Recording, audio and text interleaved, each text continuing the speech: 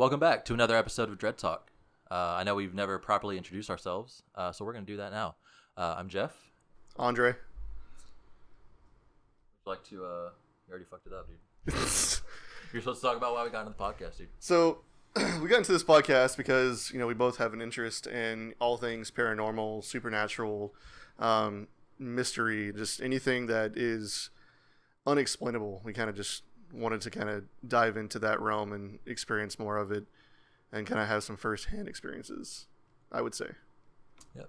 And based on those experiences, I showed a clip of the audio we got from episode 3 to one of my buddies who is a Bigfoot enthusiast.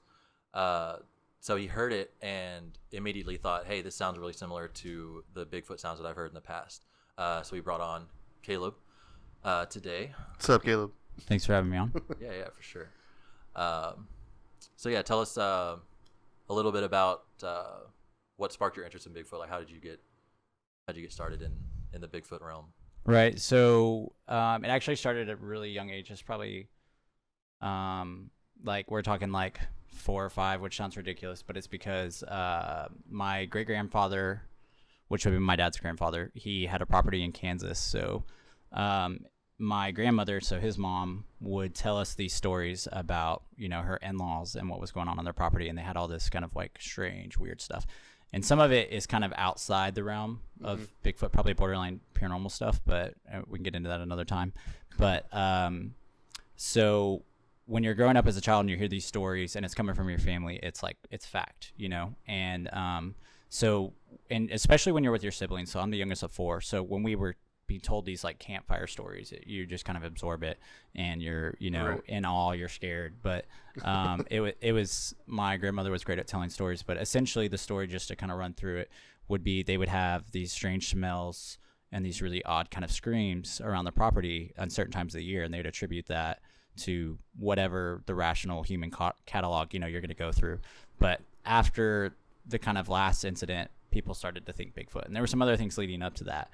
But the brief backstory on my great-grandfather was he was an alcoholic. He'd kind of lived his life. He'd done his thing. And I don't mean like a raging alcoholic, like beat his wife or anything crazy. But he drank a lot. And I think in his 60s, he became a Christian. He got saved, dropped it. And he was a very no-nonsense kind of guy, super practical, super pragmatic. And basically, something was taking stuff out of his garden. And so he built this iron fence around the entire enclosure to deter whatever animal it was. Rodents and stuff like that. Right. Gotcha. So what happened was one night he was up and something was looking at him through the window next to their door.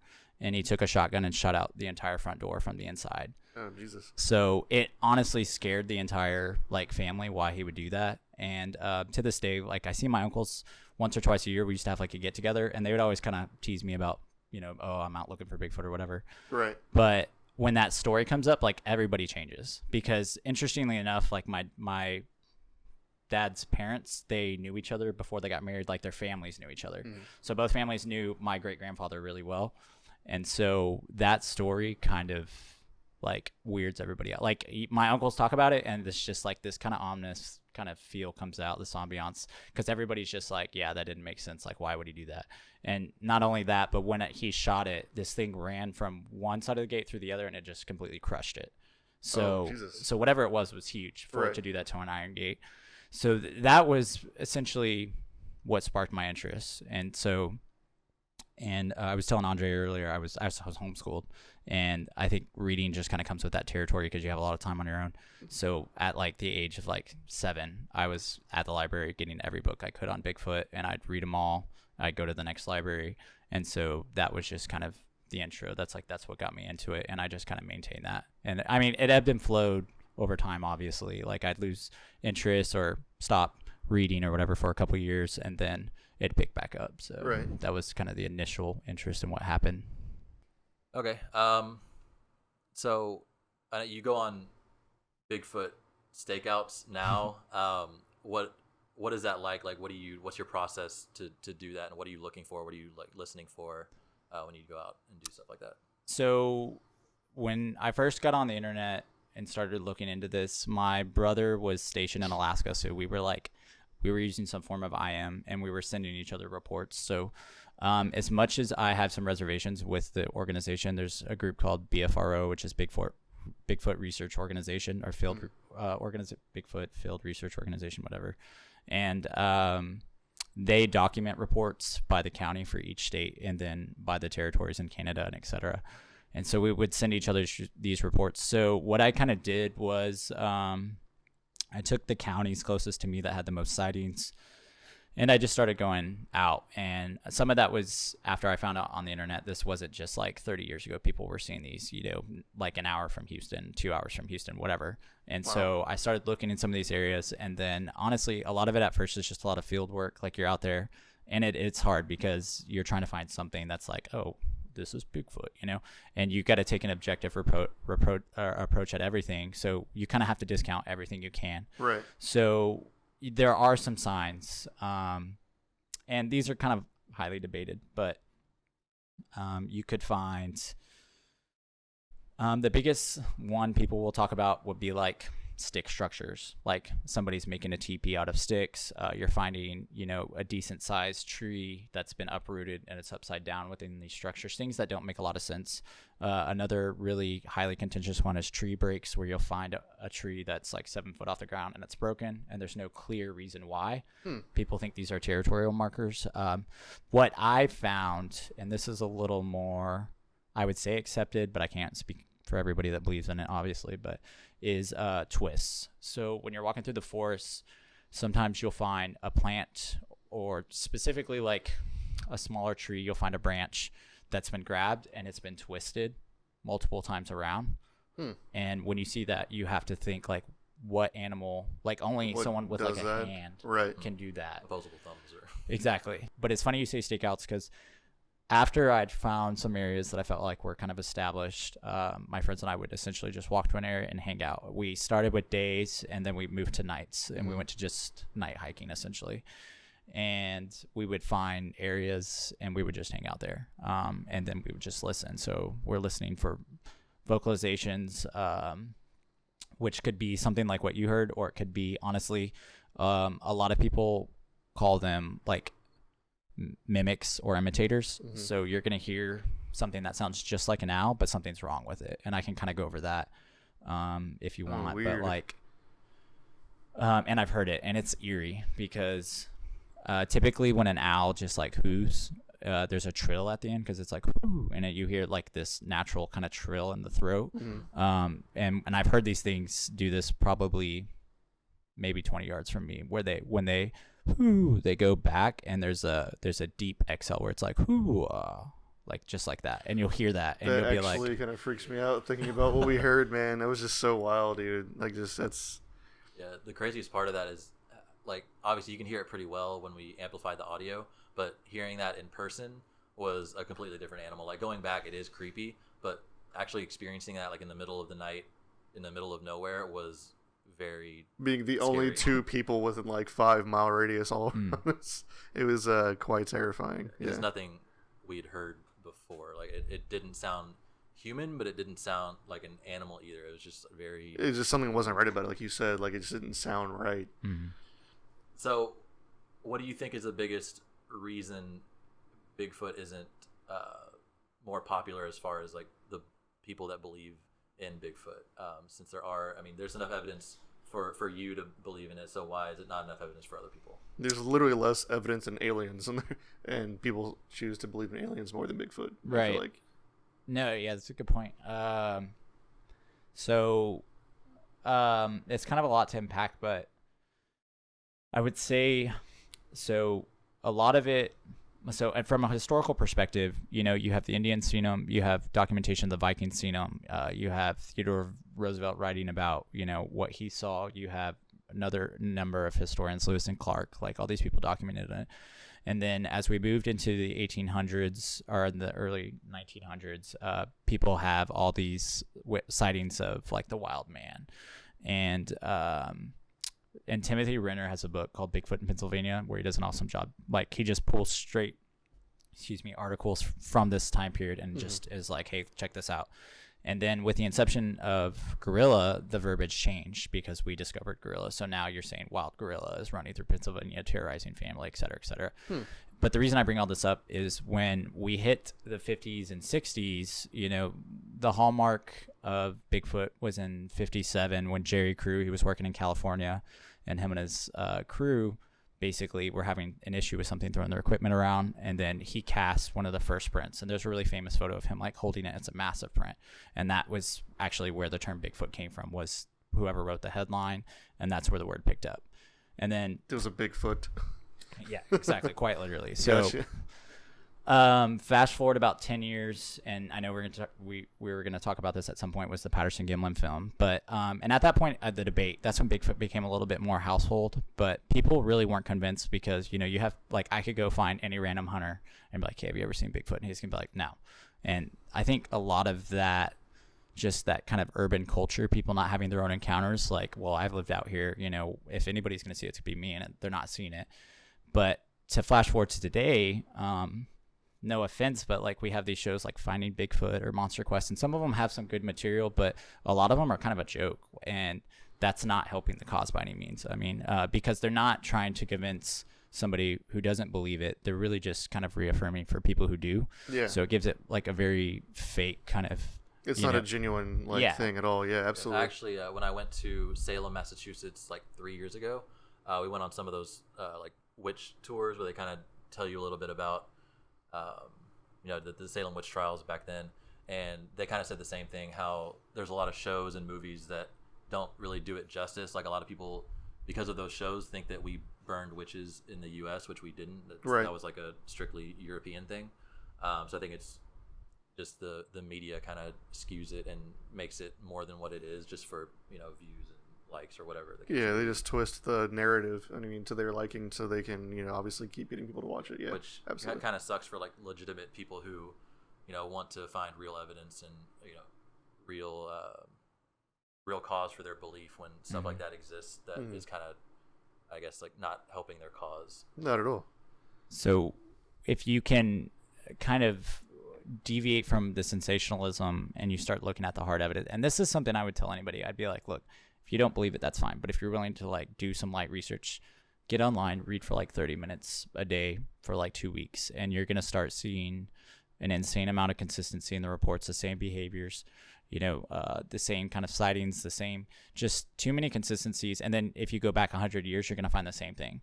So I just say all that to say essentially what we've already said, but just it just seems kind of, it's just been taken like a joke, and it's kind of been a joke. So at this point, it's really hard to go back, which like if you talk to an academic and you say something about Bigfoot, he's going to be like, whatever. But if you say, oh, like evidence of relic hominids, his ears might perk up a little, just because when you're using that kind of verbiage, he's going to be like, oh, this guy's taking a more legitimate approach. It's like a stigma towards it, pretty much. Right. Gotcha. All right. So that's what I would say. I'm not really sure. I mean, why people don't at least look into it, but at the same time, like I said, there's a stigma. Like you said, there's a stigma, and so I can't really speak for those people. I can only speak from my own experience. Mm-hmm. Makes sense. Okay, so you mentioned the Patterson film as being one of the biggest pieces of evidence that people use to justify the existence of Bigfoot. With that being there, a lot of people have said it looks like, you know, a man in a suit, or it's somebody just, you know, faking it.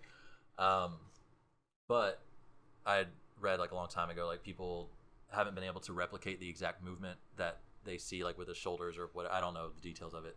And another thing is, like, Planet of the Apes came out around that same time, and this is like something that I kind of felt is kind of off about it. Like, if you look at the Planet of the Apes, like in the movie, the original one, the suits are very fake. Like, yeah, they don't look legit. Like, they don't look as good as the Patterson film Bigfoot. Right. So a Hollywood film was doing it worse than some dude in the woods, pretty much what you're saying. Yes, I got like you. they had a better budget for right. Not saying that's a legit, you know, claim to it being real, but at the same time, like, it's just kind of off-putting. So is that true about like the replication, that people can't replicate it correctly, like the guy in the film or the Bigfoot in the film. Right. And it's not just about size. So everybody who has tried to replicate it, ridiculous. So it's because like you look at this guy and he's huge, or the she, because it's obviously a female. I mean, there's breasts in the video if you watch it closely. And zoom in a little bit. Yeah, right. Like, hold up. So for me, it's like, and if you go on YouTube and look up like Bigfoot videos, you're gonna see hoax, and you can almost immediately tell. So there's probably like 3 points I would point to say this is why it's not a hoax, or this is why it'd be really hard to hoax. So, and these are same points I brought up into like contemporary groups about something I saw online, like some sort of photo, and these are these people believe in Bigfoot, and I'm pointing out details of like, hey, this is why I think it's legitimate, and it's just either going over their head, and I don't say that to sound arrogant or anything, or they're just dismissing it. So it's like, I say that because even people in the Bigfoot community don't always understand like what kind of justifications you can have. So like, for example, so the shoulder movement isn't anything too crazy, right? Like if you've seen the video, Patty walks, turns, looks at him, keeps walking, and then walks into the wood line. And the little bit of context there is Roger Patterson was interested in Bigfoot. He had actually just released a book about it. He heard about the phenomenon because this is kind of, like I said, Jerry Crew had just brought Bigfoot as a household name. You know, this story went international. So Roger Patterson was hearing about reports in California, and he was looking into them. And unfortunately, he had a little bit of a shady past, kind of a get rich quick scam kind of guy, which kind of hurt his credibility through this whole thing. But he recruited Bob Gimlin to help finance his these adventures. Like, hey, let's go look for Bigfoot. And he was like, all right, because Roger was broke, so Bob jumped on and started helping him. So they went to an area that prints were recorded a few weeks before, and they got super lucky, and then they took the footage that we know is Patterson Gimlin film. So the first thing I would say is when Patty is walking away, clearly trying to get away from them, she turns and she looks at him. Okay, nothing crazy, right? Well, when you as a human, when we turn our jaw, like, we don't come in conflict with our shoulders, so we can look either way, and we could turn all the way, and we're not going to run into our shoulder. So if you're a gorilla, your trapezia and your shoulders are up super high. Right. So if you turn to look, you're going to immediately do this. So this is why sometimes you'll see them kind of look up and over. Right. Or they have to change orient their entire torso to take a look. So small detail, nothing crazy, but no, that's interesting though, for sure. We're talking, 60s, I think it was 67, and let's just say it is a hoax. These people put their, they put some serious thought into this, because that's just like one tiny detail that's kind of interesting. To me, one of the bigger details is, and this is where I've kind of pointed out to people about more contemporary photos and stuff, is on the video when she's walking away, her foot, the bottom of her foot, you can see it. Every time she takes a step, you can see the bottom of her foot come up. So when we walk as humans, like, the biggest degree we're probably going to see is like 7 or 15%. Like, if we don't think about it because we're used to walking like this, but our foot barely comes off the ground. So if you're a human and you try to bring your foot up to almost a 90-degree angle, which is almost what Patty's at during the photo or during the video, you, after 3 or 4 steps, the inertia and the gravitational pull is going to make you fall forward. Like, you can't take more than 3 or 4 steps because of our center of gravity is falling forward, essentially, while you're trying to take that huge step up. So a person cannot physically walk with their feet like that more than 3 or 4 steps. Like, and like, I could get up and show you. I'm not going to, but we can do it. But you know what I mean? We can talk about it later, but I'm saying, like, anybody that's listening, you could try this. Like, just walk and try and get a 90-degree angle with your foot and try to walk comfortably, and you're talking gonna fall. about without just bringing your shin up, like, with your knee, like, at a 45-degree angle, like, right, like just your foot in general. Yeah. And so where, like, your foot is almost level perpendicular with the ground. Your ankle with the apex instead of, like, your knee. Right. So and that kind of goes back to what some people think about some of the different anatomy they have than us, that they can do that. But the biggest thing is would be body ratio or metrics. So if you take a person and you were to superimpose them over Patty, their feet and their knees would about match up. Okay. But everything else is going to fail, from their how low their hand is falling, to their hips, to their elbow. Thank you. Got you, man. Elbow. To their shoulders. None of that's going to add up. And like, if you actually study humans versus chimps or gorillas or whatever you want to say, sorry, I'm going through my notes real quick. I just want to make sure my notes are right. So humans, our arms have about a 20% length difference than our legs. Okay. Right. And chimps are inverted. They have the same 20% difference, but their arms are much longer than their legs. Mm-hmm. So if you were to, like I said, superimpose a human over Patty, she has about a 5 or 6 difference percent on the length. So what that's saying is her arms are a lot closer to the size of her legs. So if a human were to be in a suit, they would have to have arm extenders. Not impossible, but not plausible at that time period, right? So that puts her more in the middle between, chimp or whatever than human. Right. So that to me is pretty significant, because even if you can get extenders for the arm, your elbows, you're going to have problems with your elbows. You're going to have problems with where the hips are. You're going to have problems with where the shoulders are. So it's not just about putting a person in a suit. It's about putting a person that can do everything I just mentioned flawlessly, and while they're carrying football pads, etc. And it's just, it's not possible. And the last thing I would say, just look at the video and look at some good video, and you can see the muscle movement in the hips and in the back. Like clear as day, you can see the muscle flexing and moving, and like that's not going to happen in the 60s. Yeah, if you're wearing a suit too, you wouldn't be able to see that kind of stuff for sure. That's super interesting. Absolutely. Because that's a lot of stuff that like people see that and be like, that's just a dude in a suit, but they don't actually like dive deep into the details like that. So and that's real quick, I just want to say, like, the first point I made was by Grover Krantz, who was like actually someone from academia. He was like the first real academic to get involved. He made the point about the shoulders, the foot movement. Jeff Meldrum made that point. He was an anthropologist. He's the one who's real big on like the feet and like the prints. And then the last point was actually just made by a YouTuber who's huge in the community, named Thinker Thunker. And yeah, I know, great name, right? But he analyzes a lot of Bigfoot videos or evidence. But I just want to say, like, those weren't my points. Like, I'm not that smart. But I want to give credit where it's where it's due. But they all make really good. They all make super solid points. But sorry, go on. Yeah, that's awesome. This is going to be an MLA format, so we do need a works cited page at the end. So, so with that, like the Patterson film, we've seen that, and that's a very prominent show of Bigfoot. Like it looks like what we would think of as Bigfoot. So my question is, why is there not more footage like that? Like why was that Patty, I guess is what you referred to the Bigfoot as? Why are there not more Patties out there that are just not scared to be seen by humans, or what, like with all the Bigfoot hunters now, or like how has more footage not been found of that, like of that quality where it's like very clear? No, yeah, that's probably the biggest kind of dogma of the whole thing, or enigma, is like, how have we not done this? I would say a couple of points are just human nature, in the sense of, unless you're recording and you see something like this, even if you're like me and you've been looking for it for a long time, or occasionally, because I don't have the time, Yeah, shoot. Work and stuff. Yeah, right.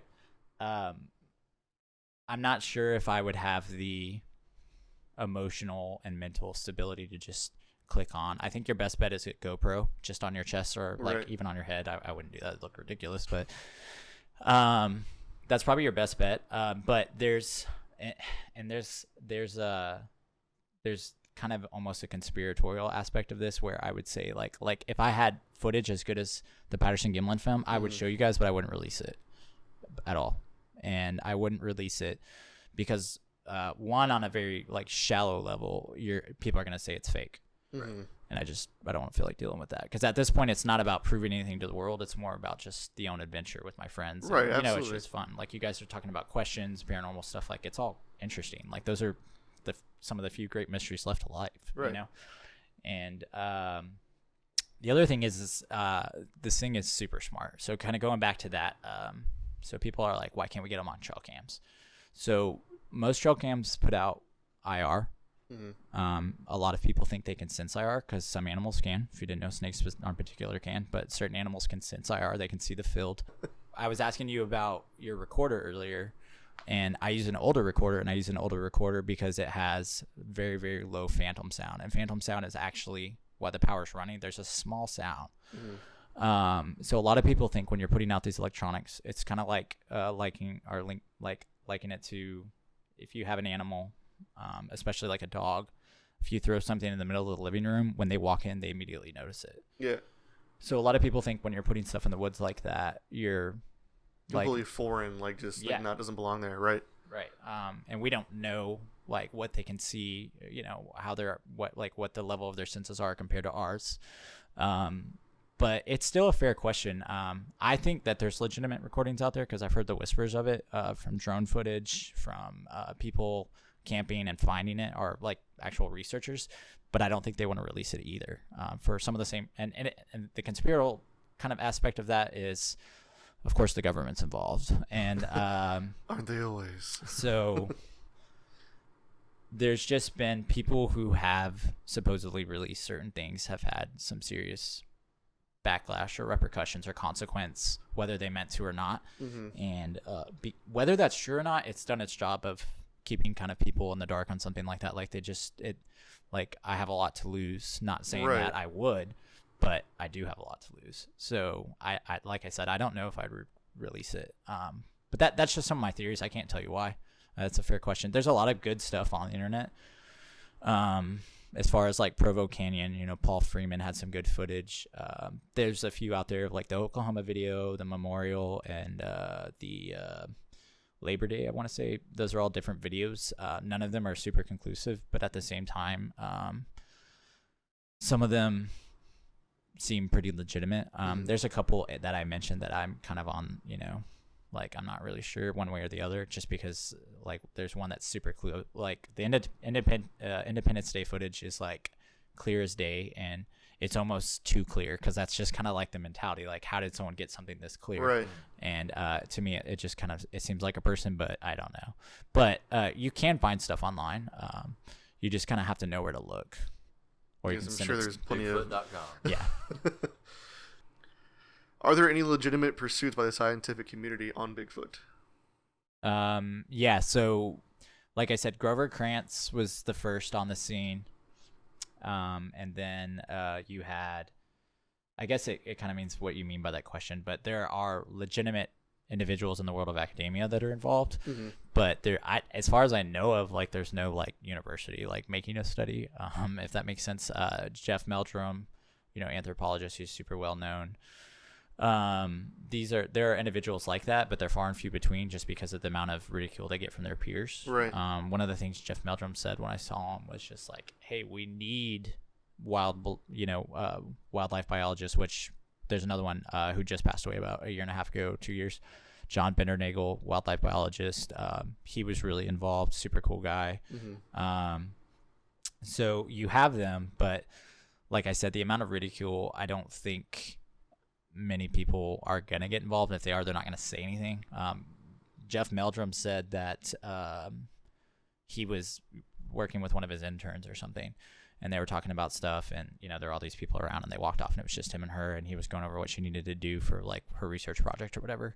And then she got done and she walked off, and then she turned around and she was like, I love your book, by the way. And he was like, yes, because he was kind of like actively encouraging people in the audience, like, hey, go get a degree and help us with this, because unfortunately it's not going to be legitimate until it comes from the mouth of people that have legitimate backgrounds, which if you look at your encounter list, you got doctors, lawyers, judges, like all sorts of people, a lot of police that are the people who are claiming to see these things. But at the end of the day, if the public thinks it's a joke, like it doesn't really matter who's seen it.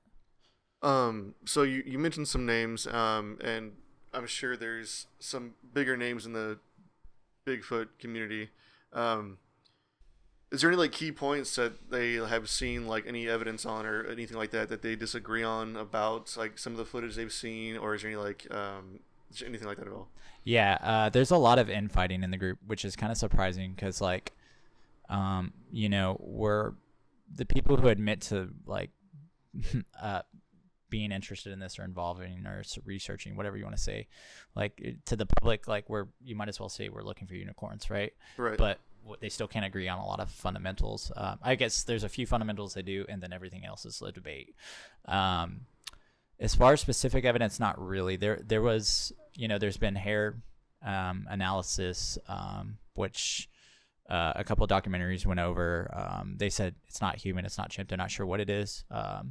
The biggest piece I would say would be vocalizations. The Sierra sounds is probably the biggest one. It's also called the samurai chatter because, I mean, I don't know if that's a little racist, but they sound like samurais or what you would imagine samurais like. That's what it sounds like. And that's pretty popular. Like you'll hear that if you get involved enough, but that's been analyzed by a number of like audio specialists who aren't just audio specialists. Like you have an audio specialized analyst it, and then you have a primatologist analyze it, and they're both like, yeah, this is definitely sounds like a primate, but the hertz that they're getting into isn't feasible by or at least we haven't observed it in this, in any specific group. So there's a lot of infighting, unfortunately. There's a lot of cannibalism in the Bigfoot community, but they all agree on, it looks like Patty. Or something like that, right? Exactly. So you said you wanted to swing it back to the whole intelligence portion of Bigfoot and how, he's evasive, etc. Yeah. So, for example, there's a really famous case that happened. I believe it was in Oklahoma, and basically this family was getting harassed by a group of them, or another family group, whatever. I don't know. I don't remember the story well enough to say if like the family provoked him or whatever. But a lot of people say the first thing, like if somebody were to call me and be like, "Hey, Caleb, I'm having a Bigfoot problem. Like, what do I do?" I'd be like, "Okay, we'll put up motion sensor lights all around your house because they don't like light." And so, so are they like predominantly more like a nocturnal? Correct. Okay. I did not know So that. that's why my friends and I were out at night. I mean, they're not strictly nocturnal, Right. But I would say that they do like 90% of their work at night. I mean, I'm just making up numbers here, but just because a majority of the sightings or activity, even in my own experience, is almost strictly at night. Well, even ours, if that was what we heard. Exactly. It was like 12 o'clock. Especially like it was insane, man. especially like the dusk to kind of twilight times seem to be their peak time. So this family installed motion sensor lights everywhere. And initially the first few they had up, the light bulbs were being broken because they were throwing rocks and knocking them down or whatever, getting close enough to break them. Oh, wow. And so they installed even more. Okay, so what they found over time is that, so those sensors have like a little, it's almost like IR, like it sends out a field, and when you break the field, that's when the light triggers. Well, they were finding their sensors were turned in. And so what they realized what was happening is they couldn't figure it out because their lights were getting broken, and then they installed more lights, and then that seemed to deter for a while. So they definitely have some problem solving capabilities. But what they found, which was, to me, this is nuts, is on their property, around their property line, they were finding these bundles of sticks. And what they realized is that the bundles of sticks were markers for how close they could get before the light would trigger. And then they found, that's crazy. They found the weaknesses in the sensors, and then we're getting close to the house and hitting the house again. So they must like be able to like to detect or even see like IR, you think? Yeah, I mean, it could just be trial by error. Like just to keep trying it, see how many just keep steps you them take. close. Yeah, so they found 2 sticks piled here, Right. which was the indicator. So that's pretty phenomenal. Like when you think That's about kind that. of terrifying too. Yeah. If you think about it, like that's how like a level of intelligence these creatures have. That's insane, man.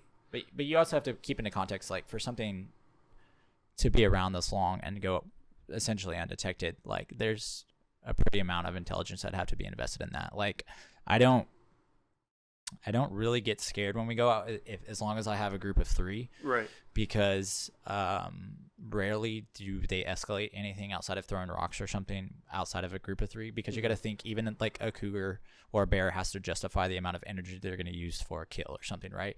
So these creatures have to justify what they're willing to deal with, because if the 3 of us have guns, which everything I've read clearly indicates they know what a gun is. I mean, the second somebody touches a gun, their face and everything about it changes. So maybe they know it as a boomstick, like whatever, I don't speak Bigfoot, but so That sounds like you do. Yeah. So but with that being said, like you have to really like fully comprehensive handle like how long have they stayed this undetected as an overgrowing humanity. So there's some serious and sophisticated intelligence there. I mean, people don't realize this, but before we discovered chimpanzees, when these people were like tracking them, you know, like even Jane Goodall with the gorillas, chimps were covering their tracks, like literally covering their tracks. And that's a chimp, you know what I mean? So who knows like what kind of level of intelligence we're talking about. I don't think even, it's on even if it was the intelligence of like a child, you know what I'm saying? It's still insanely intelligent. I mean, for an animal. That's what's crazy, because even like chimps and apes in general are very smart. So if this is in between, you know, chimps and us, like, like anywhere in that spectrum is going to be very intelligent. Yeah. To the point where they can do stuff like that. I mean, chimps use tools. I mean, they do all kinds of stuff. So I mean, that's wild, man. That's kind of terrifying for you. It's wild, man. Good one. But I'll be here all night. Before we stopped a few minutes ago, Jeff was going to get to, I think, about the bodies. Oh, yeah. Yeah, because that's like a classic argument. So yes. I just kind of wanted to speak to it for a sec. Would be for like, so some people do theorize that they bury their dead, which is the theory. There's a few Indian tribes that have talked about like they have their own burial mounds, just like the Indians do. But you can make a pretty solid argument of if you were to slaughter a deer and leave it in the forest, I mean, by the end of 72 hours, there's almost nothing left. Right. Because once you get down to your bones, like porcupines are dragging the bones away. The only reason we know that Gigantopithecus exists, the mountain gorilla I referenced earlier, is because porcupines pulled their teeth into caves and they were able to build an entire system off of just like a reanimation of what these creatures would be like and what their habitat was, based off a jawbone and teeth, which was dragged into a cave by a porcupine, and that's why it was alive. I mean, that's how we know it existed, right? That's crazy. So you could take that approach, but I've heard that same story about the people getting harassed on their property. You know, they said they dropped one because they were at the point where they had friends and neighbors over on their house like shooting these things. This in the 60s. And when they did drop one, the others came back and picked it up. So I mean, that's a whole another level of intelligence right there, being able to comprehend death and stuff like that. 'Cause I mean, most like mammals and stuff like that really can't comprehend it. So I mean, that's insane. I think ravens have like funerals are rumored to for the fellow ravens that have fallen. I don't know if y'all have heard that, but no. I've heard that a few times. I don't know if it's super true, but I've read that online. So yeah, I mean, I can't emphasize the amount of intelligence we're dealing with on this, you know, in this subject. I'm sorry. So yeah, but the other thing that people, and it's a more layman's argument, would be, okay, so I've spent a lot of hours in the forest, right? And I've probably only come across bones twice, and they're always deer bones. So you can make the argument, we know bears exist, we know cougars exist, and if you guys don't know, like, cougars are ridiculously elusive bobcats. And I'm probably a little more worried about running into one of those in the woods than Bigfoot in some ways, just because they're they're dangerous. They're sneaky, man. Yeah, exactly. Yeah. And but with just being said, like, we don't have to find a bear skeleton to know they exist. I know that's not really absolutely. That's kind of a false equivalency to a certain extent, but that same argument kind of still stands. Like, you know, I mean, how often are you gonna any of us actually walk through the forest? And find any bones? Yeah, I mean, how often are you going to be going and searching for cougars and you find one? It's going to be, I actually had a cougar sneak up on me one time when we were staying at a cabin. What was her name? Dude, it was terrifying. We're all sitting around the fire, and I just, like, look over and just, like, see it literally sneaking behind the trees, like, circling us. And I was like, we should go inside. Because, I mean, those things literally, like, to pick things off. Like, they'll snatch something and pull it away. I've found their prints, and I've seen a tiny bobcat, at least where I've done most of my research, but I haven't seen them. I'm not eager to run into them by any means. Hell no. And so, I guess to transition into something you said earlier, you said a bunch of people have gone missing in these areas. So is a lot of that attributed to Bigfoot, or maybe stuff like wild animals and stuff like that, or is that just a coincidence or what? Yeah, so no one really knows. It's just the Bigfoot community kind of was like, hey, this is kind of an interesting parallel, because if you were to take Bigfoot sightings and the clusters of them and overlay with the clusters of these missing people, there's some pretty astounding, correlation. But once again, like, we don't really know. I mean, no one really knows. And there's all kinds of things that could happen. I mean, from snakes to other wildlife out there that could have contributed to a person being killed or getting lost. I mean, all kinds of things. The thing about that is they're not finding the bodies at all. So we're talking about them using bump lines, and like, if you don't know what that is, like, you take a group and you have like, you're within arm length of each other. You go out to an area and you actually take a string and you string it up, and then you crisscross and go back and forth, and that shows where you've searched. And then they're using FLIR, which is like forward infrared. It's on helicopters. I mean, you're talking about hundreds of people, and trail dogs. What are the terms for that? Like search dogs. Yeah, you search and rescue. All these people are involved, and we're not even finding bodies, so it's kind of suspect. And then when they are finding bodies, sometimes they're like wedged between boulders, like spots that's really weird. They're finding the bodies. They found 3-year-olds alive 6 miles from their house up an incline. And sometimes this is like a couple of days after, and some of these times, and granted, I'm just generalizing a bunch of different cases, but you're talking about kids that went missing in the fall where they should have succumbed to the environment overnight, and they didn't, and they're not sure why. Wow. So I guess 2 things to go off of that is, one, I guess they have some kind of morality system where they don't hurt kids, but they will hurt adults or older people. And what do they do with the people if they can't find the bodies? Like, are they like eating them, or are they like putting them like between boulders, like you said earlier, or like what? Well, yeah, I was gonna ask you that too. Are they strictly vegetarian? Are they vegan? I think they eat everything. If you go back to Indian accounts, they talk about how they were stealing fish from the Indians' nets. Oh wow. If you go back to hunter accounts, they'll talk about dropping a deer, not being able to find it, which doesn't necessarily mean them, but there's a huge difference between finding someone who's been eaten, or a deer, let's just say, by a cougar, than just straight disappearing. It's just not like any kind of scavenger, coyotes, wolves, they're gonna leave kind of a mess and a mark. Yeah, this is something that's literally hauling off the entire it's carcass. just gone. Yeah. So I don't know. Back to your question on the ethics side, I have no clue. If you read enough accounts, I definitely wouldn't say they have a very good ethics system, in the sense of there's actually a few pretty big stories of one tribe getting targeted by these things to the point where it was taking women and children, and it's nuts. I'll have to find it for another time, but like this tribe essentially rode against these things, and they had like a pile of bodies, and it's documented within their trials, like their tribe's history.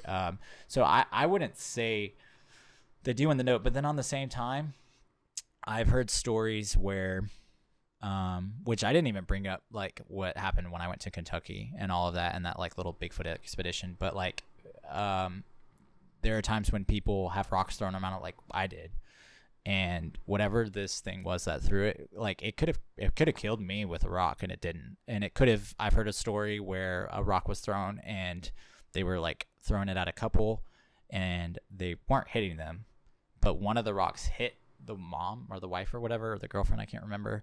And they heard like a gasp from the force, like, oh, like we didn't mean to do that. Yeah, exactly. So they were just trying to scare them in a sense, and like not actually meant to hurt them. So I don't know. I would say that these things. I wonder if it varies, like just like right. by like people. I mean, people have fewer sense of morality than others, and. But back to the kids thing that he brought up, like like they're helping these kids or whatever.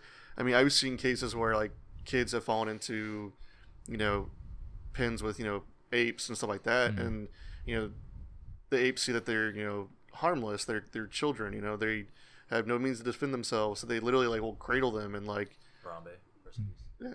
Rip.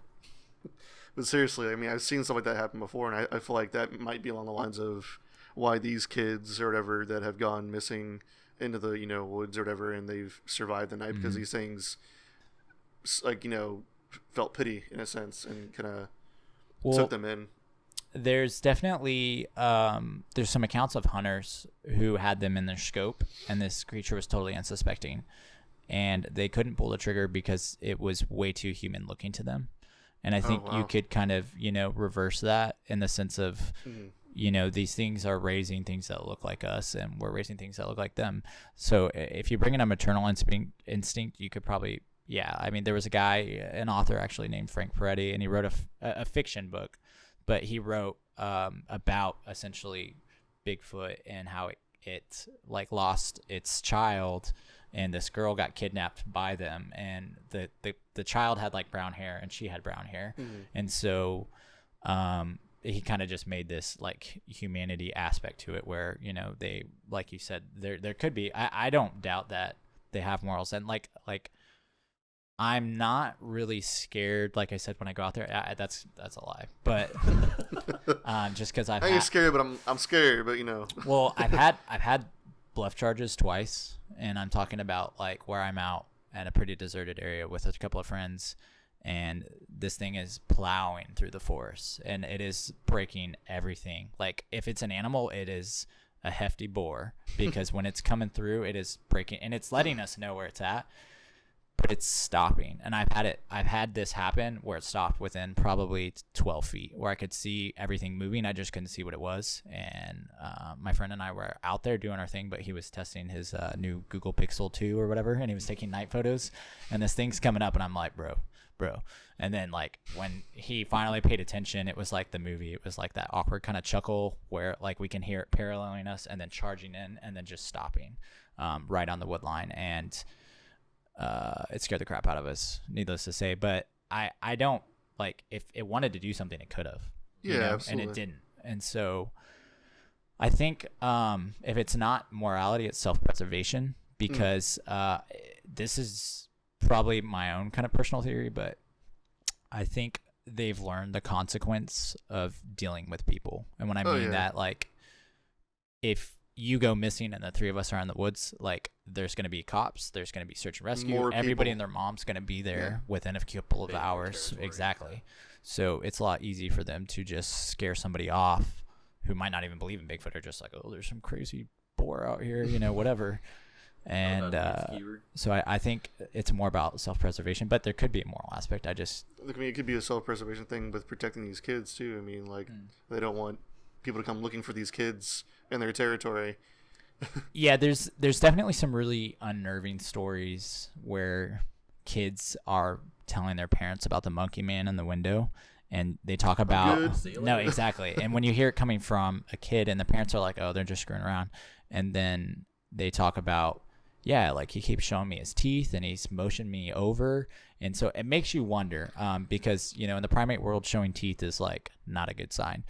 But at the same time, it could be a female that's just like, hey, come with me. Or it could be a male who's like, hey, I'm hungry. Like, yeah, right. So I don't know. But those stories, I got teeth too. Those stories always creep me out, just when the kid talk, because they're very, how kids are. They're nonchalant. They're honest. They don't care. And then it just kind of brings a whole sinister aspect to the phenomenon, because you're like, what? But it's interesting to kind of consider the moral implications of some of that stuff. And so you've told me before about stories of people like with firsthand encounters with what they claim is Bigfoot, and you've kind of gone into detail about what those experiences were like. Can you kind of like tell us again, like what those people have experienced, like what they say they've gone through, like when they try to like fight off Bigfoot or have encountered them like face to face? Yeah, it's not super straightforward. Kind of like what Andre was saying earlier about I'm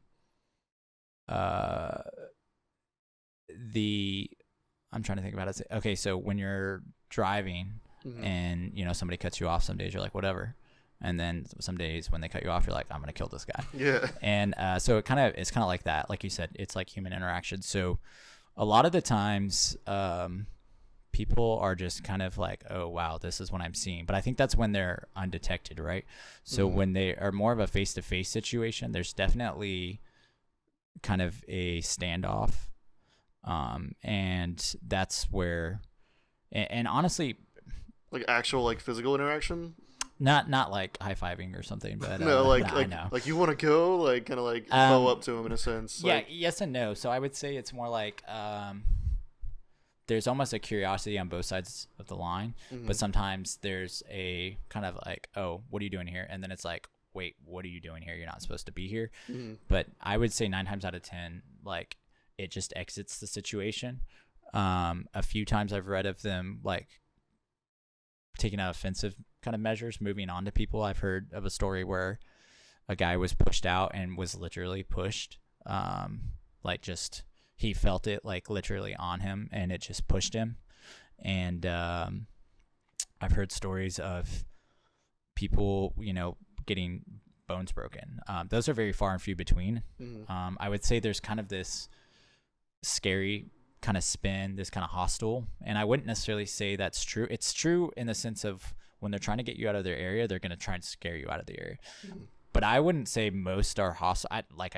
Not that I'm anybody to speak to this, but there's just personal opinion. There's very, very few accounts where I've heard of people being dead, but I've heard them, and they're pretty brutal, to be honest with you. One of the reasons my friends and I went to LBL, so if anybody who listens to this podcast is familiar with a lot of the things I'm talking about, they're immediately going to be like, oh, you went there, because there's a story or two specific to that region about like a couple, and I think they were both couples, just getting like totally ripped apart. Jesus.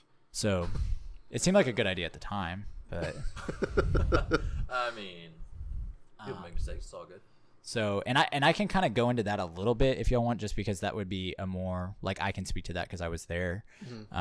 Basically, I was like, hey, we're going to go on, like, this Bigfoot expedition. I'm taking 2 of you guys. We didn't call it that because that sounds dumb, so it was a road trip. But we met up. You want a BFE? Yeah, right. We met up with a friend in Tennessee, and then Jason, and picked up my friend Alex. He was actually moving back from DC to Texas, so we met him halfway, so it kind of was cool. It worked out that way.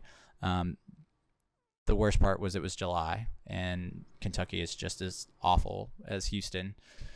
So it was hot as yeah, just leave it at that. Hot. Temperature is so high.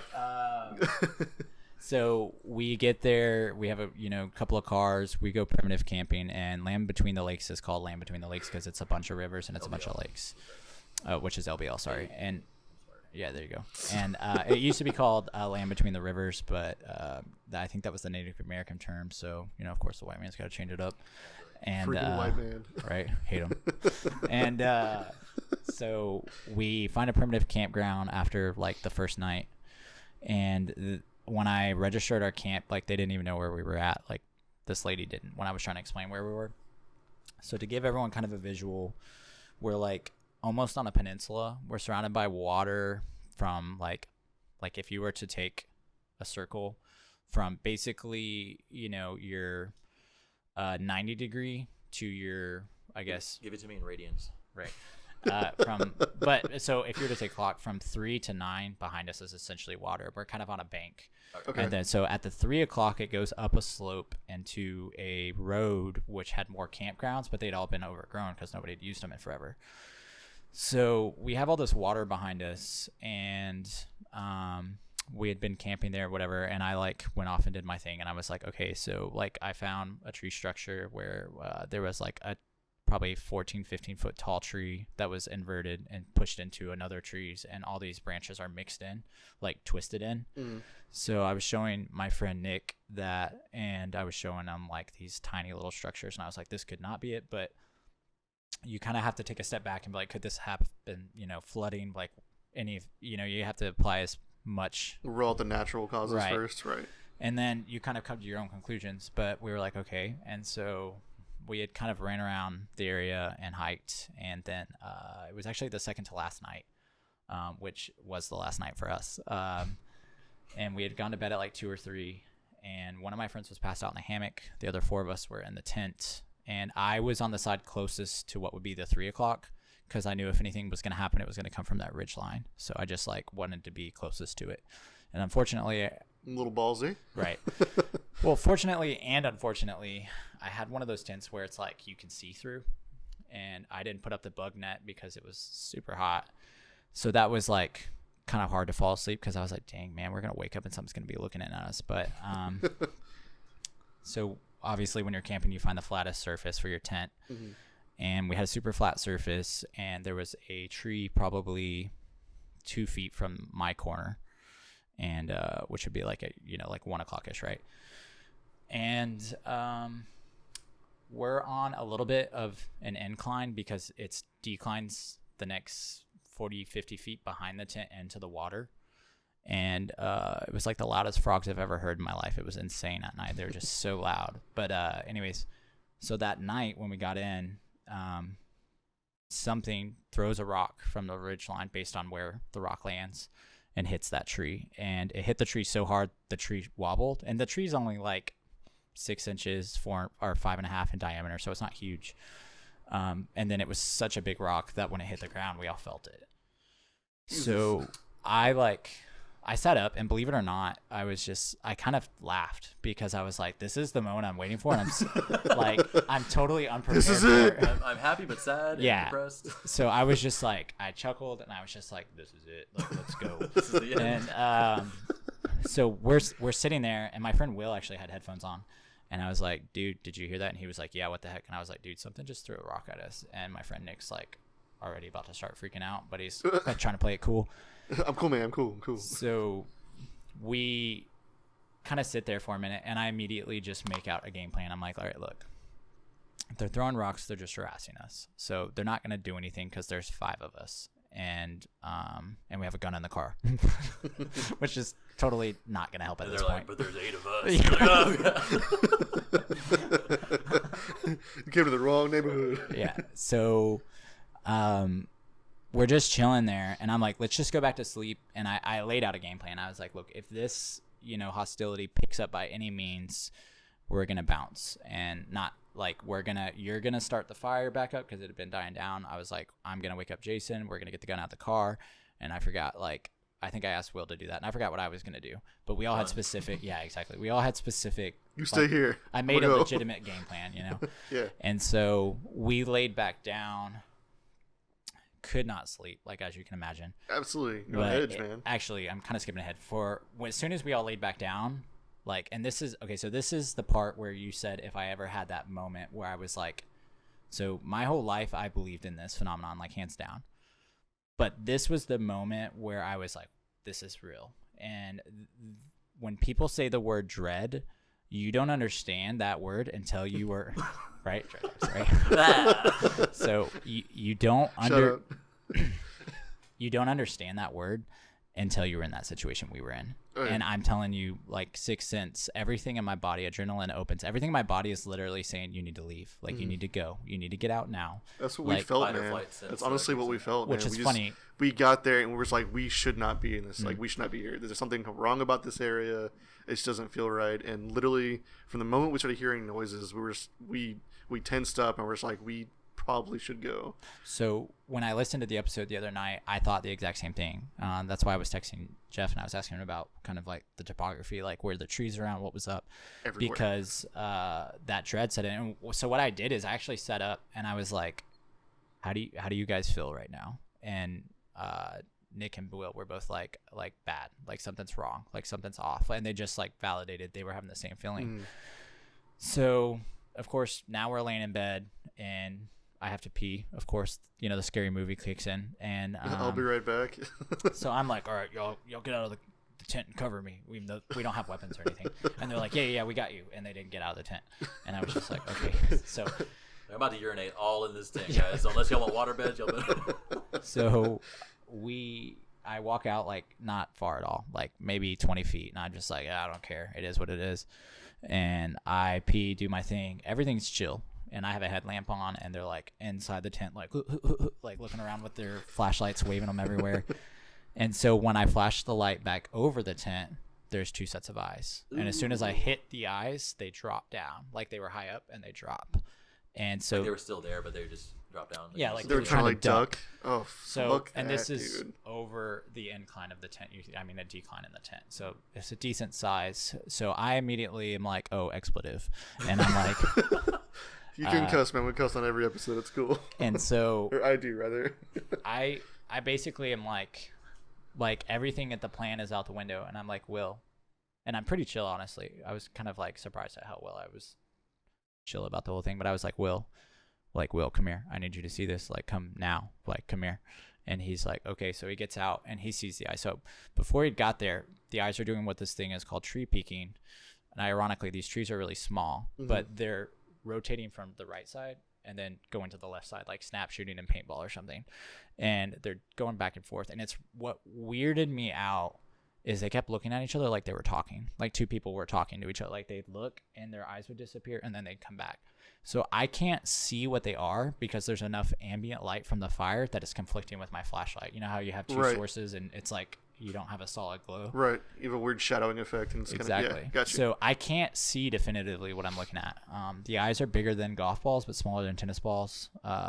Super yellow with a greenish tint on the outsides. And Will comes over and he's like, oh, damn, which is like perfect because he's the token black guy of my group. So it's just like perfect for him to just be like, oh, damn.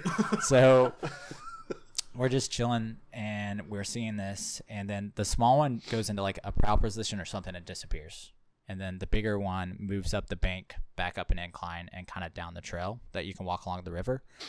And it comes back briefly, and see, this is what's weird, because let's just say I had my angles wrong and it was like two coyotes and I just like, you know, like my memory made everything else like seem something more than it was. Right. Imagination running wild. Yeah.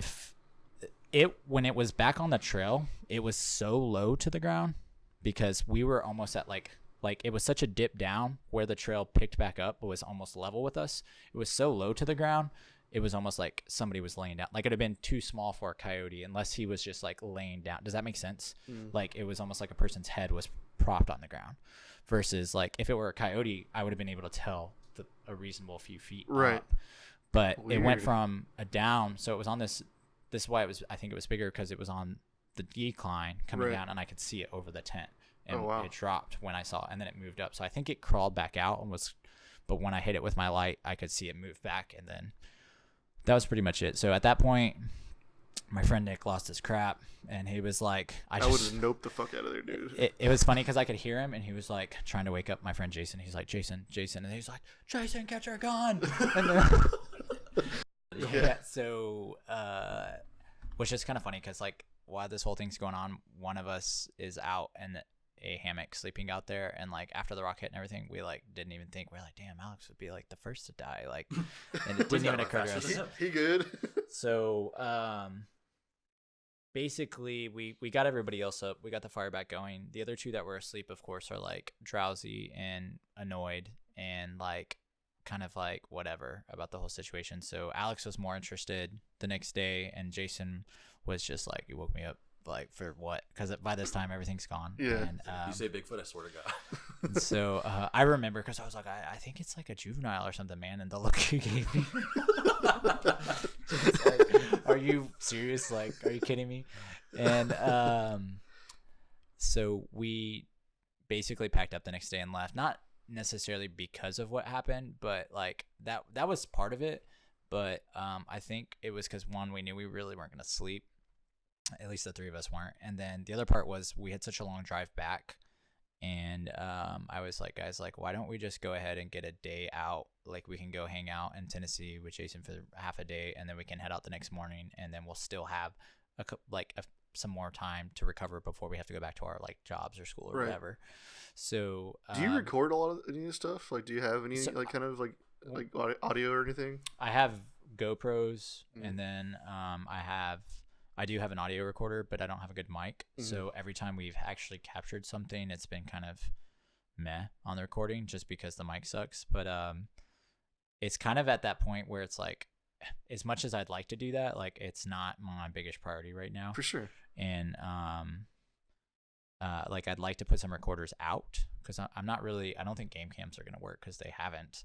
But well, yeah, we talked about the reasons why. Yeah. Right. Yeah. So I think I'm going to put out some recorders, but I'm still kind of deciding where. I was actually considering going back to where you guys were and maybe putting one over there after that. But outside of that, I mean, that was pretty much the gist of the main encounter I've had. And you know, we've like I said, we've gotten bluff charged a couple of times in the woods, which the second time was a lot. I've never heard that term before. It's crazy. It's actually, I think, usually used for gorillas, because it's like a, you know, like if you run, they'll chase you. So if you stand your ground, you're fine. Like a show of confidence in a sense. Right. So that's essentially what it means. But the second time we got bluff charged, we were out in the forest and not far from where you guys were. And it was crashing through. And so after a while, it was kind of weird. It was like, if you guys have seen the movie Signs, I love that movie, one of my favorites. Absolutely.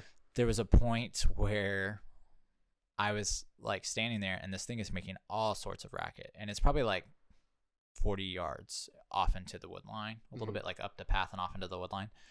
And my friend Alex is a big dude. You know, he's like 6'2" or 3", and he's like 240, 250.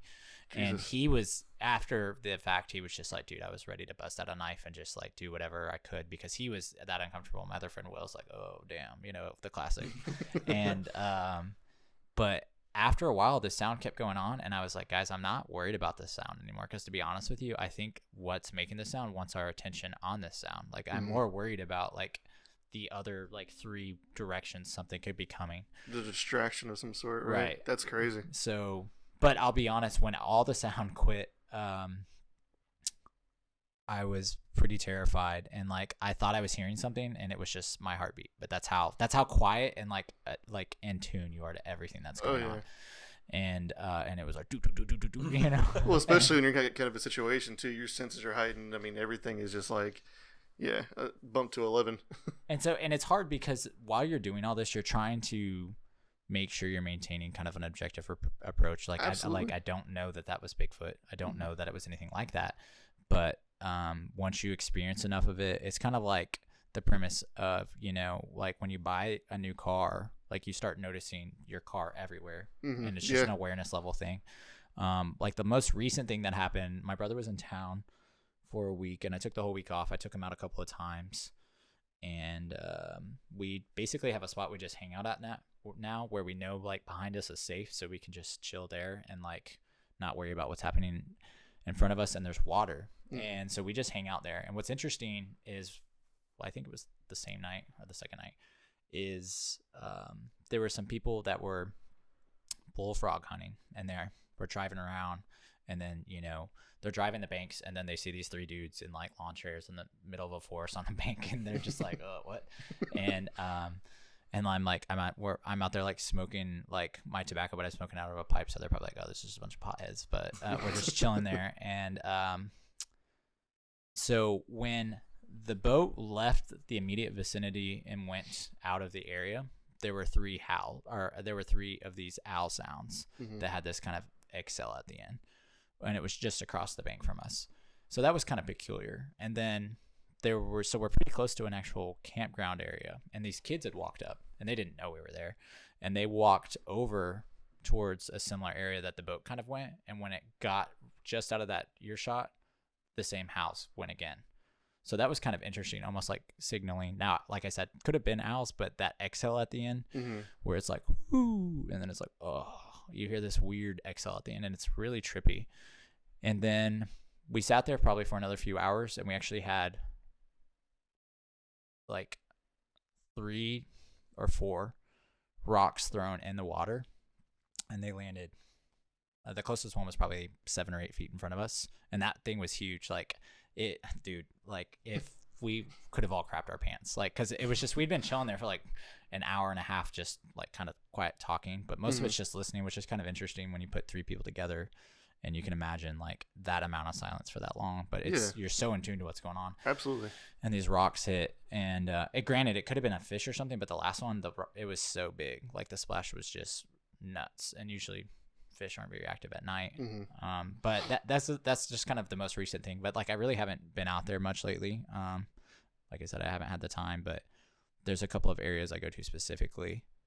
But that's my experience, and that's kind of what I've dealt with. And so those are probably the experiences. I mean, the only other thing that happened is we were moving along a ravine one night, and we had heard these kind of screeches. It was the same night we heard that thing I was telling you about was like, sounds like a female. Sounds like she's like either possessed and she's screaming, or she's like on fire and she's screaming. It was awful. And something starts paralleling us on the trail in this ravine that drops down. And I remember, because I was like, guys, we need to go. And there was only like one other in the group of like 4 or 5 we were at that realized what was going on. And then the others are in front of me. So I usually lead in, and then I usually walk in the middle or towards the back on the way out, depending on where we're at. And we all have like headlamps and flashlights and stuff. But this thing is clearly walking, paralleling us. And it's step. It's not just rummaging. And that was pretty uncomfortable. But I'll never forget this, because like my friends are like, whoa, and they all stopped. And like I'm, a little stressed because I hear something right to our left. And when they all stop and they're like, whoa, there's like a freaking spider web with a giant spider like just real close to their head. And I'm like, this is what we're worried about the wrong stuff, man. Yeah, exactly. Like, let's go. You're in the game, guys. Come on now. So, but there's a couple parts of the forest that have a totally different vibe than the rest. And that's kind of where I think they hang out. But I don't think they're in all these parts of the forest year round. I think there's certain parts that they are in year round, and there's certain parts they aren't. So if you do enough research into this, you'll find that people are trying to put information together for like migration habits and stuff. I don't know how they would do it, but my guess is frequency of sightings or activity, quote unquote. But that's one of the reasons, and this is segueing into something else a little bit different, but one of the reasons I was telling Jeff when he had sent me the audio clip from y'all's like encounter with whatever, was sometimes there's this kind of conflation between what's paranormal and what might be Bigfoot and vice versa. And I say that because I've read stories where people are like, oh, I think this is Bigfoot. And this could be on Reddit or the blogs. Like I take a bunch of outside the box approaches to things. Right. I surf hunting forums, all sorts of stuff. And, you'll hear this story about a haunted house, and it's like the side of their house is being slapped or knocked on, or, the door handles are jiggling and all this stuff. And they're like, oh, it's haunted. And I hear something like that, and I'm like, that could definitely be something like Bigfoot activity. And then sometimes you hear the opposite. You hear like this thing's walking up my stairs and it's got red eyes and it just disappeared out of nowhere and it's a massive, and I'm like, it's probably something else, buddy. Like, you might want to get a priest or someone involved. But but you're gonna hear stuff like that. And so when he sent me that, I was like, it sounds like you guys went out to find one thing and you may have stumbled across another, because I mean, the clip that I sent him in response is almost identical, like, to what y'all heard. It's wild. Like, when he sent that, the one you sent to him to me, I like stopped. I was like, wait, like I couldn't believe that I was hearing what I heard again, but in like better quality. I was like, this is insane. And I showed it to my girlfriend, and she was like, that's pretty sure the same thing. So I mean, it kind of freaked me out even more, in a sense, to be honest, because not knowing what it is, obviously that it was eerie, but knowing that it's something that is, extremely rare, that's, obviously could be, harmful to us or something like that. And the fact that we thought it was literally circling us. Yeah. It was getting closer and closer. It went from our left to our right to where it sounded like it was right behind my car when we were leaving. And Probably was. To be honest, great, awesome, fantastic. So I'm glad we noped out of there real quick. But I mean, it's just I mean, the title of the episode speaks for itself. I mean, Hunted at Huntsville. It's exactly what it felt like, man. Yeah. It was insane. And what was weird to me was whenever we heard it in person, at first it sounded more like a yell, like that. But I guess like the third or fourth time we heard it was like the loudest one was like it was more like a guttural. Yeah, it was like coming like from like its throat. It was very like throaty, Guttural. Guttural is, yeah. It sounded very human when we heard it in person, but going back and listening to it again on the audio makes it sound more animalistic. Like it sounded human at first, but then it, like with that guttural noise, it sounded human at first, and then it sounded more like animalistic as he got into the more like guttural part of it. Which he was saying how like they mimic the owls and stuff like that too. How it's kind of more like a weird like rasp at the end in a sense, right? Which is exactly what we heard, which is insane. And I guess it could have been multiple, because there was one. The first time we heard it, it was to our right, like directly to our right, and then every time we heard it, it was going clockwise. So we heard another one, to our like whatever. Oh, right. Initially it was like 3:00, then it was like 5:00, then 6:00, and the last time we heard it was like 7. Yeah, So right I don't know if next it to was, us. multiple ones or like the same one that was just moving very quickly. So maybe it was Well, communicating with other. yeah, and now that we brought up the whole like female male thing, like between Bigfoot. Mating Yeah, calls. I'm not even saying like that. Maybe like because we originally heard a very high pitched, more of like a feminine sound. So maybe it was like a female calling to a male, and then the male responded by getting closer to us. Like because the one that was extremely close was like the very guttural sound that was right where we were, and the other one was a little bit further away, kind of like in the distance in the field. And maybe that she was calling for help or protection. Yeah. Like, hey, y'all see these idiots in the cemetery? The other one's like, yeah. There's only 2 of them. We outnumbered them, all right. We got them. But dude, it was just insane, man. Mm-hmm. Nobody knows anything about these things. Like, we don't know what the gestation Not period definitively is. Like, we don't yeah. know how fast they grow. Right. We don't know what the family unit looks like, if it's like a family group or just a unit. Like, are there rogue males roaming around that have been kicked out? Like, we don't know. So, you never really know when it comes to those details, but like, I can say pretty assuredly that that's probably what you guys ran into, just because I don't know, man. I've listened to a lot of audio and I've heard a lot of things, and I would say, because even coyotes, like you can hear a difference. It's almost always at the end of when these things are mimicking something, and there's going to be a throaty, kind of like you're saying, that guttural. There's going to be some exhale or something because it's imitating. It's not a natural thing for this thing to make these noises, so it's not perfect. So, and when Jeff sent that to me, I was like, bro, that's why I was like, where are you at? And then when he sent me that, I was like, oh, right around the corner. Well, what do you know? That's wild, man. Well, real quick, what we want to do is actually play the audio clips for you real quick, and kind of give y'all a recap of what we heard, and then we'll play something of what he sent to us and compare for sure. The first 3 clips you'll hear are some of the audio from our previous episode that we captured while exploring the Martha Chapel Cemetery. The 3 clips that follow are from a Sasquatch vocalization compilation video that sound very similar to what we heard. Listen for yourself.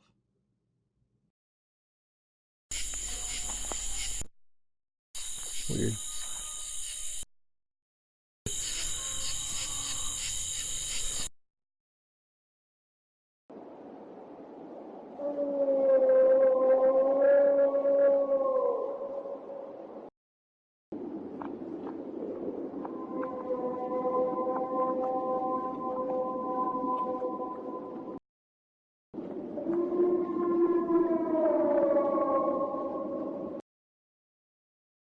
Has there been more sightings like recently than like ever like in the past? Like 'cause with the more people who have been aware of him, I guess, has there been more of like a steady flow of sightings than there was before?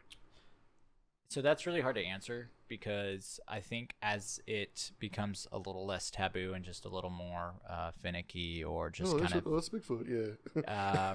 I think more and more people are more likely to come forward. But I also think that we've probably lost a lot of people that didn't want to tell anybody. There's a lot of people that it doesn't fit into their worldview, so they're gonna be like, well, that was like a weird bear, or that was a weird this, and everyone else is like, dude, that's not what we just saw. You just write it off as something else, yeah. And some people will never talk about it again. Some people will have, people deal with things differently. Absolutely. But I think it's going to be really hard to ever get that kind of data available until it becomes a little less, or destigmatized. But I would say there is, but at the same time, I have no clue, man. I think that the internet has changed a lot of people, and it's made people a little more open-minded, as well as it's given people more of a community to talk about it. Mm-hmm. So with that being said, but it could just be access to information. I was in Yellowstone like last week, and out in the wild. Granted, I was in Yellowstone, but then I went to Colorado, and I was out in the middle of nowhere, and I didn't see anything. That doesn't mean there's nothing there, but I wasn't really actively looking. Right. Okay, I was a little bit, but but Scratch that part of your brain, man. Come on now. I was also alone Right. on an abandoned railroad track in the middle of a forest that I had no idea of anything because my girlfriend was doing a wedding and that's who I was there with. And so I didn't want to go too far. But I did take recordings of, like, when I talked to you guys about those stick twists on all these trees just randomly broken for no rhyme or reason. I found a bunch of that, like, everywhere. So I feel like you could bring a group back there. What would be the point of them doing that? I don't know. Some Maybe people they're think marking like a path or something. Some people think they're markers, and I could be wrong. The only time I'm like, I think this is Bigfoot is when like I said, when you see the twist where it's been grabbed and twisted around. But I don't know. But those are the kind of things that make me think maybe there's something there. Those are the kind of things that are like, hey, let's bring a small group. But what's crazy is that's like 20 minutes from a town that's pretty highly populated. You know, nothing crazy, but it's a town in Colorado. So it's not like a lot of people say, like, what do you need to do to have an encounter? I see that on Reddit a lot. And I'm like, you don't do it. It's not about what you're doing. It's like where you are, and the awareness levels you have. So I think that's really important. That location's important because when this guy was asking about it, I was like, dude, just go camp. That's what I did when I had my experience, whether it was Bigfoot or not. That's where the experience came from. So you have to get out there is the point. Right. And that's why we're doing what we're doing. We're going out there to just see what we can see. Yeah. You know, I mean, the likelihood of us running into something, I mean, as low as it may be, we're putting ourselves out there to get the experience, to see, like I said before, see what we can see. But I mean, asking someone how to get the experience isn't a viable question. I mean, it doesn't make any sense. I mean, you have to go out there and experience it for yourself. You have to put yourself out there.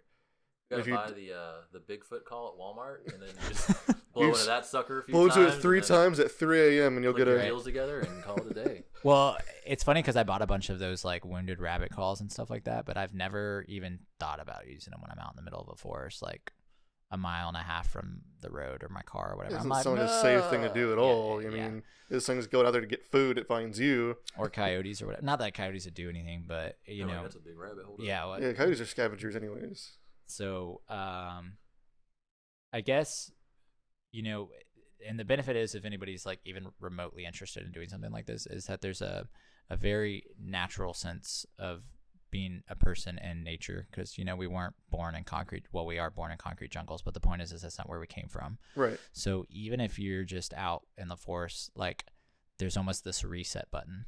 And I think that's really healthy. So that's the other benefit, like of just being out in the forest, you know, observing nature for how it is, not, you know, not behind a computer screen or something like that. Our natural state, in a sense. Yeah. And so I think that's really important. And I think that's kind of the excuse my like dad does to rationalize all my ridiculous stuff. That he's like, well, you're out hanging out with your friends, you know? And I'm like, yeah, all right, Dad.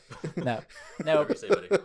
No, but he knows the story, and you know, from that, like I told you guys, that got me interested in everything. So he probably blames himself at night, if we're being honest, but or blames his mom. But you're not like throwing your life away doing this stuff. No, right. But you don't have a job. You don't know anybody. Go there and sell in the wilderness. Bigfoot, Dad. Yeah, that's all I need. It's the lottery. I need more money. So, and I'm joking. Like my dad doesn't care. He's actually really cool and open about it. But I would just, and I'm not encouraging anybody to go do anything, but I'm saying if you do, like, there's a sense of kind of wholeness, I think, when you go out in nature. And as far as what this thing is, like, man, I have no clue. I didn't really answer that earlier. I just gave a bunch of other theories.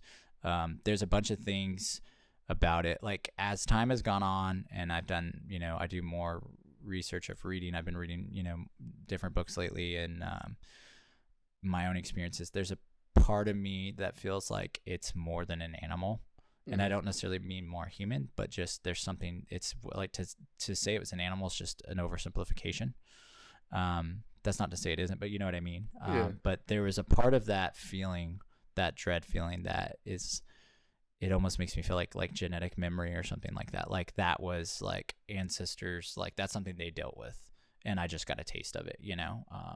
Like our natural enemy, like on the food chain. Like they talk about, you know, we see faces and everything, pareidolia, right? And which is like all the Bigfoot communities online, especially on social media. They're just like, oh, here's a photo of trees. There's a Bigfoot, you know? But you see it? The reality is that's instinct is natural because that's what kept us alive back in the day, right? Yeah, absolutely. So I think that whatever this thing is, it's super intelligent.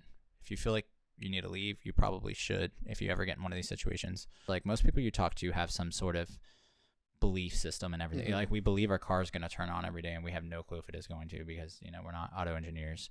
But the fact is, like, these, you know, there is so much room for possibility. And like, I would just challenge people to keep an open mind, because like I'll listen to people talk about whatever. Like I might not, you know, agree with them or think that it's real or whatever, but I'll still listen to them. But I would challenge anybody who's mildly interested, take 30 minutes a day, just do some light on research.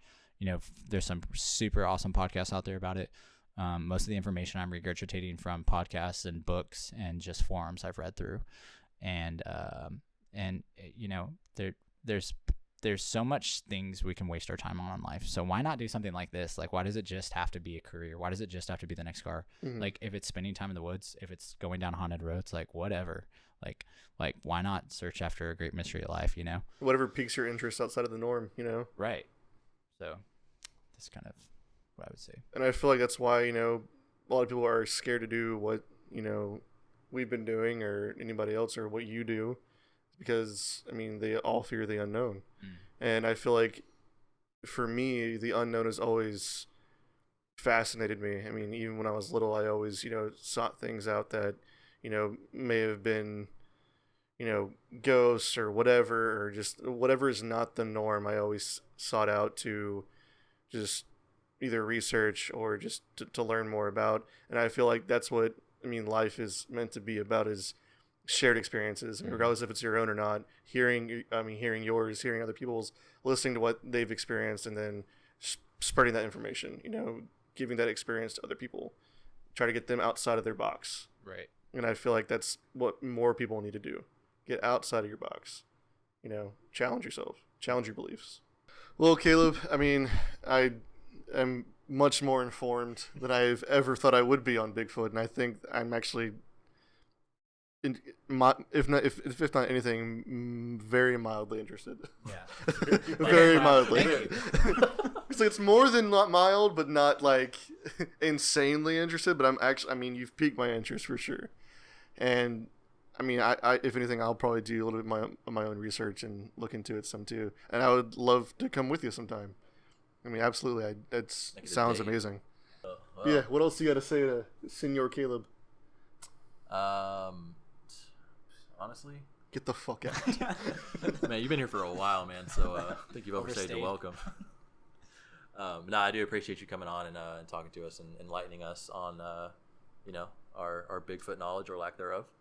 And it was definitely cool to have you on, like, right after this last episode when it kind of transitioned, like, hey, this is probably Bigfoot, and then it's like, oh, boom, let's talk about Bigfoot. Like, have an episode dedicated to that whole, like, what we heard and like what it could possibly be. So it was definitely cool to hear about, for sure, from a different perspective too, from an ignorant yes standpoint, for sure. Yeah, because I mean, anything that's ever been taught to me about Bigfoot has been from Hollywood. So for sure.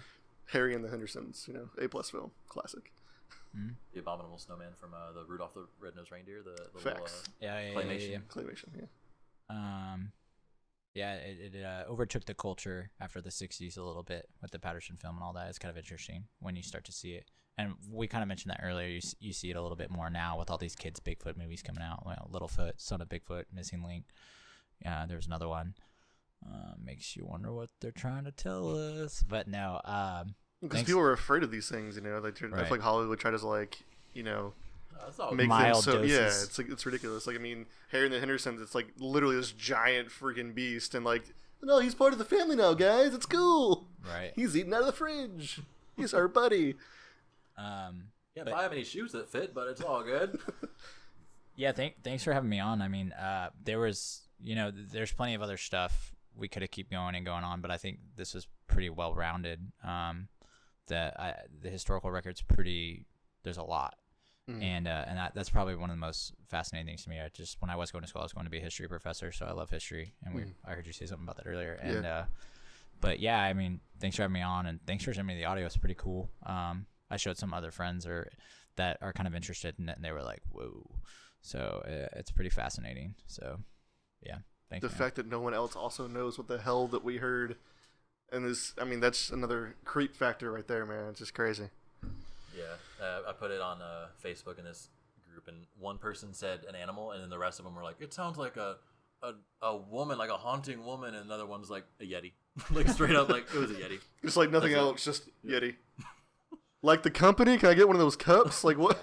If you want to sponsor us, we're always down for sponsorships because those things are expensive. Yeah, they are. Thank you for listening to Dread Talk. We hope you enjoyed the episode. If you did, be sure to rate and review the podcast. You can keep up with us on Twitter, Instagram, and Facebook at the handle Dread Talk Pod. Thanks again, and we'll see you soon.